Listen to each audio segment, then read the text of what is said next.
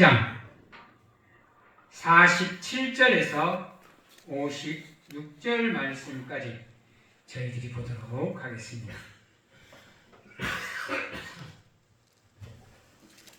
마태복음 26장 47절에서 56절 말씀까지 저희들이 보도록 하겠습니다. 제가 봉독하도록 하겠습니다. 말씀하실 때 12 중에 하나인 유다가 왔는데 대제사장들과 백성의 장로들에게서 파송된 큰 무리가 칼과 뭉치를 가지고 그와 함께 하였더라. 예수를 타는 자가 그들에게 군호를 짜 이르되 내가 입 맞추는 자가 그이니 그를 잡으라 한지라. 곧 예수께 나와 납비여 안녕하시오니까 하고 입을 맞추니 예수께서 이르시되 친구여 네가 무엇을 하려고 왔는지 행하라 하신대 이에 그들이 나와 예수께 손을 대어 잡는지라. 예수와 함께 있던 자 중에 하나가 손을 펴 칼을 빼어 대제사장의 종을 쳐 그 길을 떨어뜨리니 이에 예수께서 이르시되 내 칼을 도로 칼집에 꽂으라. 칼을 가지는 자는 다 칼로 망하느니라. 너는 내가 내 아버지께 구하여 지금 12군단 더 되는 천사를 보내시게 할 수 없는 줄로 아느냐. 내가 만일 그렇게 하면 이런 일이 있으리라 한 성경이 어떻게 이루어지겠느냐 하시더라. 그때 예수께서 무리에게 말씀하시되 너희가 강도를 잡는 것 같이 칼과 몽치를 가지고 나를 잡으러 나왔느냐. 내가 날마다 성전에 앉아 가르쳤으되 너희가 나를 잡지 아니하였도다. 그러나 이렇게 된 것은 다 선지자들의 그를 이루려 함이니라 하시더라. 이에 제자들이 다 예수를 버리고 도망하니라. 아멘. 사랑하는 성도 여러분, 하나님을 믿는 백성에게 있어서 하나님을 거부하는 삶이 여러분들 얼마나 큰 죄인지를 아십니까? 하나님께서 여러분들을 선택하고 지명하여서 이곳으로 불러주시고 하나님의 백성을 삼아주시고 하나님의 자녀를 삼아주시고 당신의 생명을 내어주셔서 여러분들을 구원의 길로 인도해 주셨는데 그 은혜를 잊어버리고 나는 하나님을 모릅니다. 나는 하나님이 필요 없습니다. 내 능력대로 내 삶이니까 내가 가진 것으로 내 뜻대로 살겠습니다 하고 하나님을 거부하는 삶은요, 물론 배은망덕이라는 말도 맞는 말인데요, 그것보다 더합니다, 여러분. 그래서 여러분들이 하나님을 믿는 길에 이왕 발을 들이신 분들이기에 여러분, 하나님이 어떻게 여러분들의 믿음에 보응하는지, 어떤 은혜로 여러분들의 삶을 채워주실 것인지, 왜 나를 불러서 이렇게 힘든 길을 가게 하시면서 나를 왜 이렇게 끝까지 붙잡고 계시는지, 이유가 뭔지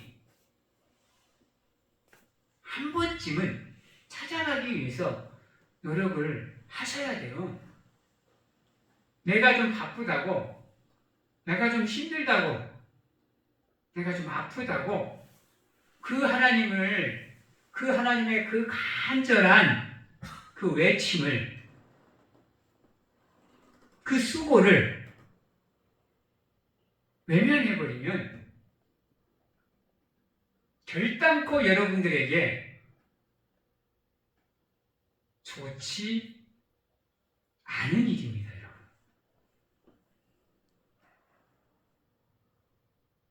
왜 하나님이 여러분들을 부르셨을까? 여러분들 그 해답을 찾기 위해서 노력을 하셔야 돼요.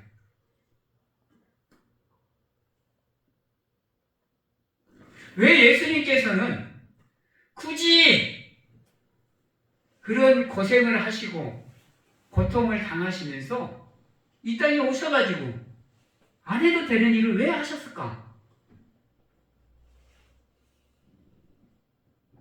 채찍을 맞으시고 수치를 당하시고 고통을 받으시고 죽음을 당하시는,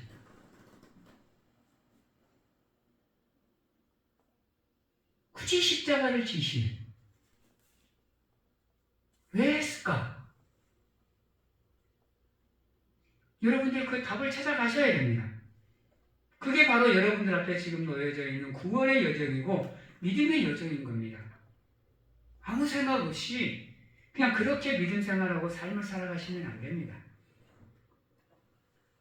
하나님께서 여러분들을 이 땅에 보내신 목적이 반드시 있으시게 찾아가셔야 됩니다.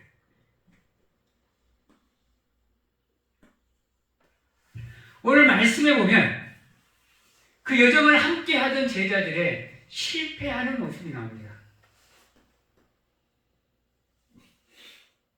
직접 예수님께 배우고, 직접 예수님께서 가르치셨고, 직접 예수님께서 함께 하셨음에도 불구하고 안타깝게도 이들의 삶은 오늘 본문을 통해서 보면 실패자의 삶의 모습이 나옵니다. 아이러니하죠? 하물며 우리의 삶은 오죽하겠습니까? 직접 예수님께 하사를 받는 제자들의 삶이 이럴지언정 우리들의 삶은 오죽하겠어요? 안타깝죠? 사고를 치는 모든 존재가 다 예수님의 제자입니다. 예수님을 파는 자도 예수님의 제자요. 예수님의 뜻을 거스리는 자도 제자요. 예수님을 외면하고 도망가는 존재도 제자입니다. 지금 우리의 삶의 모습이 아닌지요? 이 사순절 기간을 통해서 그분의 십자가의 의미와 가치와 목적을 되새기시면서 지금 우리의 모습을 이들의 모습에 빗대어 살펴보셔야 됩니다. 혹여나 내가 지금 이 제자들과 같은 모습으로 믿음 생활을 하고 있지는 않는지, 내 필요에 따라서, 내 생각에 따라서, 내 환경에 따라서, 내 뜻대로, 내 생각대로 그렇게 살아가고 있지는 않는지 한번 깊이 있게 여러분들의 삶을 심도 있게 점검해 보셔야 됩니다.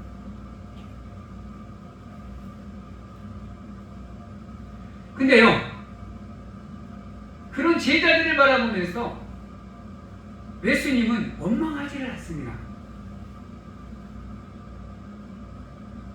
자기를 팔고 자기를 잡혀가게 만들기 위해서 자기에게 오는 유다를 바라보면서 예수님께서는 뭐라고 부르시느냐? 오늘 말씀 50절입니다. 뭐라고 불러요? 50절에 그런 유다를 바라보면서 예수께서 이르시되 친구여, 자기를 배신하고 자기를 팔려고 오는 자, 그를 바라보면서 예수님은 뭐라고 부르느냐? 배신자라고 부르지 않습니다. 원수라고 부르지 않아요. 친구라고 부르요. 친구. 놀랍지 않습니까?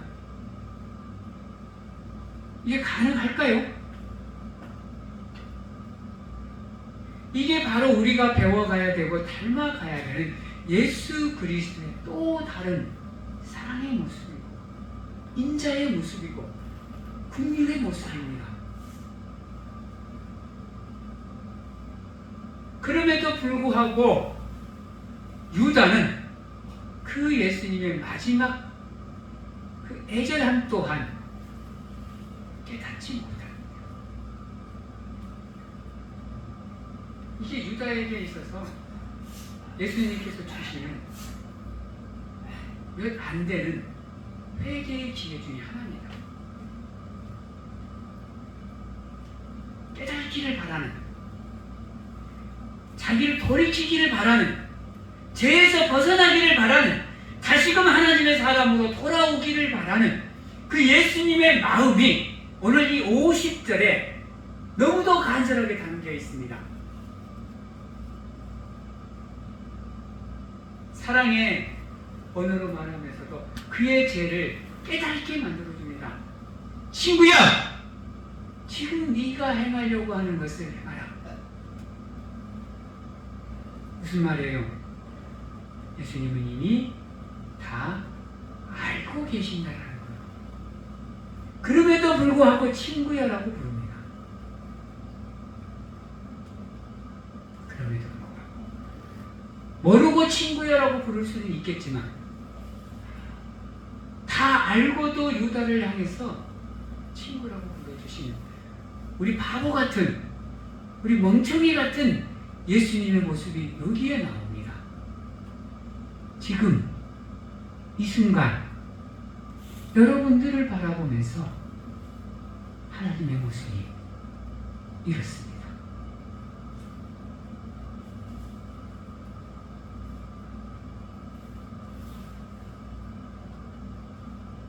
그 하나님의 모습이 보이십니까? 느껴지세요? 이 간절함이.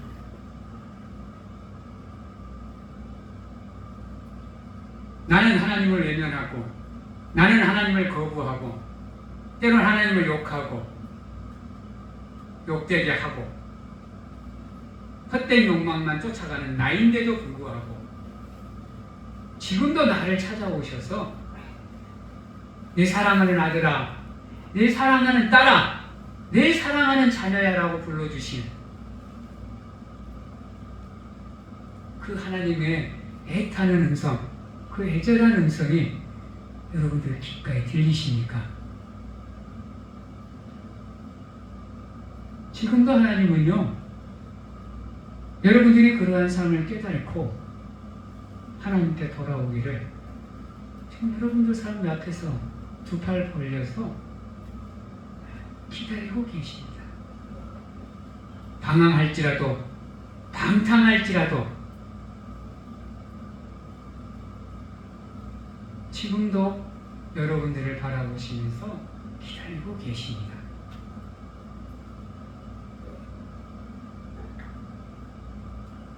사랑하는 성도 여러분,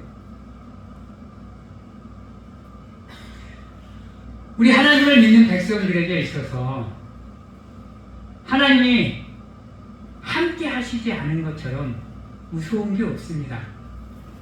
말을 바꾸면 우리 하나님을 믿는 백성들에게 우리 하나님이 함께 해주시는 것만큼 큰 축복이 없습니다.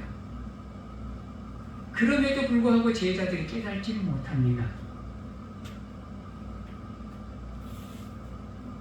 그리고 가장 중요한 거, 제자다운 삶을 사셔야 됩니다.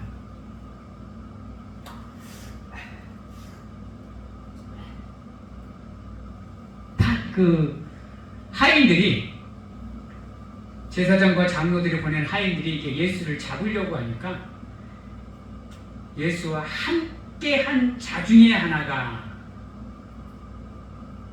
손을 펴 칼을 빼어 대제사장의 종의 귀를 쳐 떨어뜨렸다고 했어요. 그 존재가 확실하게 누군지는 모릅니다.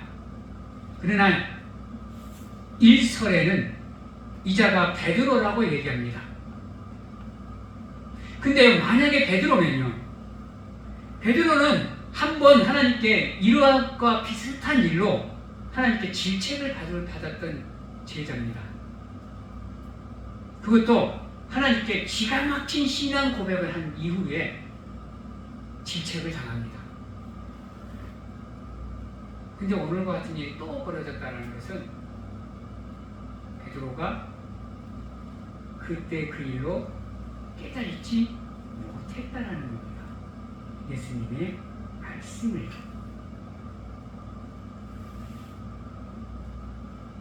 하나님의 제자면, 그분의 백성이면, 그분의 자녀면 그분이 하는 말의 뜻을, 의도를 알아야죠. 파악하고 깨닫고 알고 그분의 말씀에 순종하는 삶을 통해서 그분의 마음을 기쁘게 해드리는 게 하나님의 백성, 하나님의 자녀, 하나님의 성도로서의 모습이 아닐까요? 근데 오늘 아이러니하게도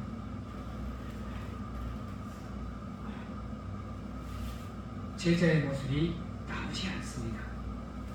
그리고 또 그가 사고를 칩니다. 이런 일이 나올 수 있는 이유는 다른 게 아니라 제자들의 마음속에 예수가 그저 예수일 뿐인 겁니다.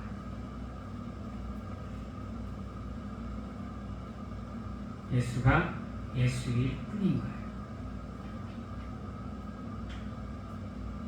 그들에게 예수가 예수로만 끝나고 더 나아가지를 못했어. 바꾸면 그저 선생님, 따르는 납비, 그냥 선지자 정도 만 믿고 따랐다는 거예요. 이와 같은 모습이 나올 수밖에 없습니다.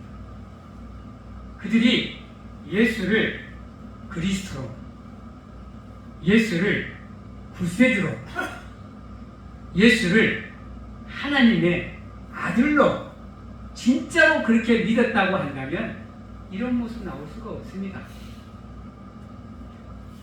그래서 예수님께서 그에게 내가 누구다라는 것을 가르쳐 주십니다.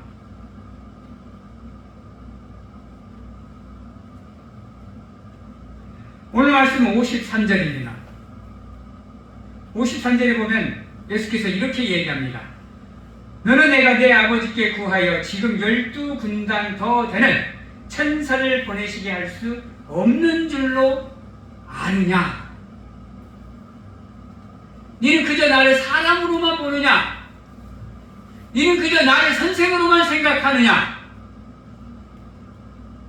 내가 그렇게도 하나님이 내 아버지임을, 내가 하나님의 아들임을 그렇게 너의 3년을 함께하면서 가르쳐 주었는데도 아직도 깨달지 못하느냐? 라고 지금 따지고 묻는 가운데 질책하시는 겁니다. 그들이 예수가 그리스도임을, 그들이 예수가 하나님이 보내신 아들이심을 알았다라고 한다면 절대 이런 행동 나올 수가 없습니다. 그저 하나님을, 그 예수님을 믿고 있을 뿐이죠. 가만히 있으면 됩니다. 그들은. 왜? 하나님께는, 예수님께는 그만한 능력이 있다고 믿고 있으니까 두려울 게 없죠. 칼을 빼들 이유가 없죠. 싸울 이유가 없죠. 그렇지 못했다는 거예요. 이게 어떻게 보면 두려움에 나타나는 모습 중에 하나이고, 무서워서 나타나는 모습 중에 하나는 자기 방어의 모습 중에 하나입니다.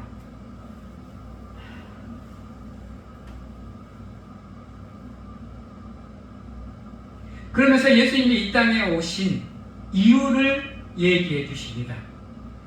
54절입니다. 내가 만일 그렇게 하면 이런 일이 있으리라 한 성경이 어떻게 이루어지겠느냐. 지금 예수님이 고난의 길을 걸을 수밖에 없는 이유가 여기에 있습니다. 여기에. 다른 데 있는 게 아닙니다. 하나님의 말씀을 성취하기 위해서 성경에 기록된 그분의 말씀을 이루기 위해서 이 땅에 오신 거예요. 그분의 나심부터가 그렇습니다. 그분의 3년의 사역이 그렇습니다. 앞으로 그분이 걸어야 될 고난의 길이 그렇습니다. 다 모든 것이 하나님의 뜻대로 하나님의 말씀대로 이루어지게 하기 위해서 그 쓴 잔을, 그 고난의 잔을 스스로 받아들이고 스스로 마시는 겁니다. 다른 이유가 없습니다, 여러분. 왜? 그것만이 우리를 향한 사랑을 확증시키는 길이 없기 때문입니다.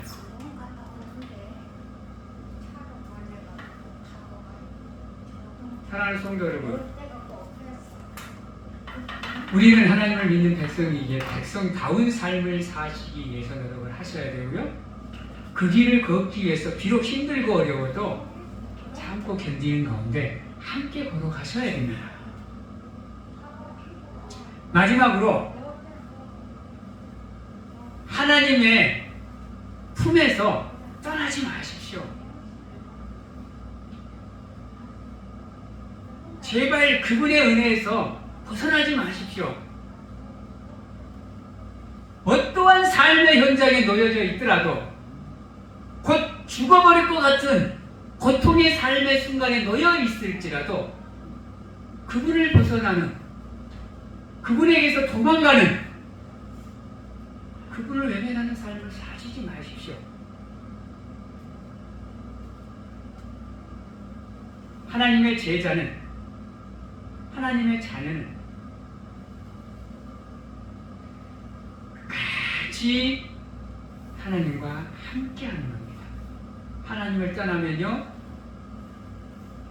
방황하게 되고 고난이고 고통입니다. 그걸 우리는 탕자의 모습을 통해서 알 수 있습니다.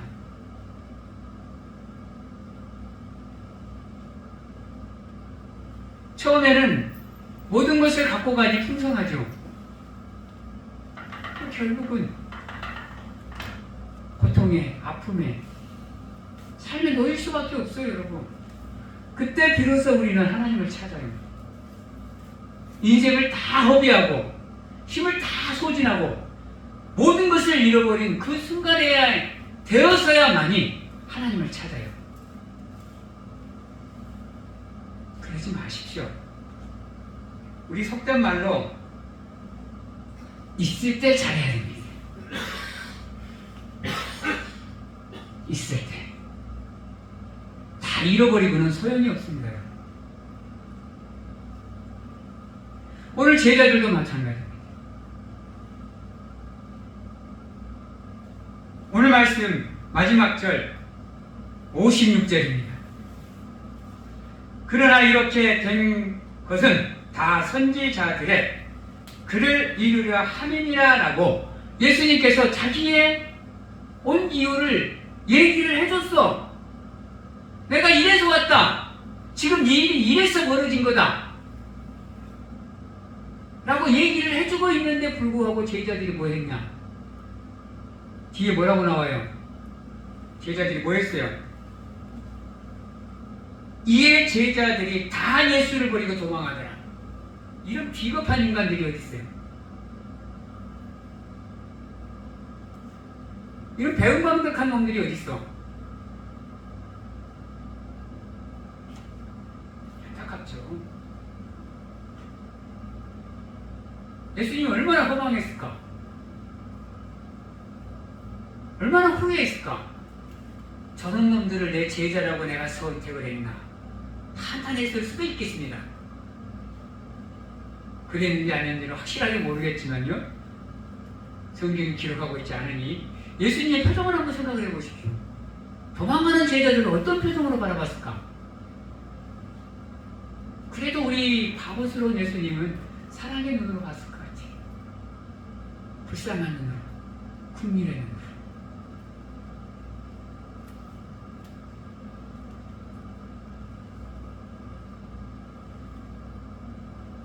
사랑하는 성도 여러분, 예수님께서 여러분들을 찾아오시고 예수님께서 여러분들과 함께 하시고 예수님께서 여러분들을 인도하시는 이유는 다른 데 있는 게 아닙니다. 이유는 딱 한 가지입니다. 여러분이 예수님을 믿어서가 아닙니다. 그거는 여러분 구차적인 뒤의 얘기고요. 예수님이 여러분들을 사랑하시기 때문에.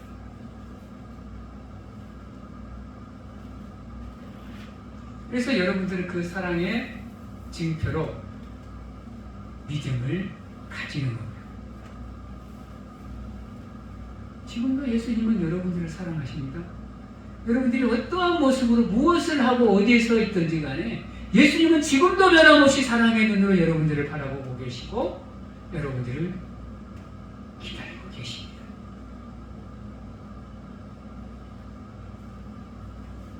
그 예수 그리스도를 사랑하는 그 믿음을 가지고 변함없이 예수님과 함께 하시면서 나아가시는 사랑하는 성도님들이 다 되시길 바랍니다.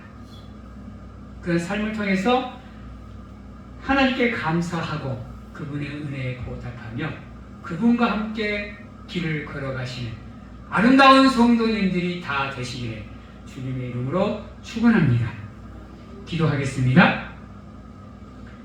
사랑하는 하나님 감사합니다. 함께 하시옵소서, 도와주시옵소서, 인도하시옵소서, 보호하여 주시옵소서. 오직 하나님만 의지하는 삶, 의뢰하는 삶, 함께하는 삶을 살고자 노력하게 하시고 힘쓰게 하시며 예수는 우리가 될 수 있도록 하나님 도와주시옵소서.